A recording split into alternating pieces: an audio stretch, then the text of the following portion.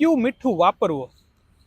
ઘણા બધા લોકો અને ઘણી બધી ગૃહિણીઓ ખાસ કરીને સવાલ વારંવાર પૂછતા હોય છે કે જમવામાં અમારે કયું મીઠું ખાવું જોઈએ. આજે આપણે આયોડાઇઝ સોલ્ટ સફેદ મીઠું હર ઘરમાં ખાઈએ છીએ. સફેદ મીઠામાં આયોડિનના કારણે શરીરમાં પૂરતી માત્રામાં આપણે આયોડિન તો મળે છે, પણ સાથે સાથે ઘણા લોકોને છાશમાં, સલાડમાં, ઘણીવાર તો ફ્રૂટ્સ ઉપર પણ અલગથી મીઠું નાખવાની આદત હોય છે. તો શું આ બાબત સારી છે? નહીં. આયુર્વેદ અનુસાર સૌથી શ્રેષ્ઠ મીઠું છે સેંધવ નમક.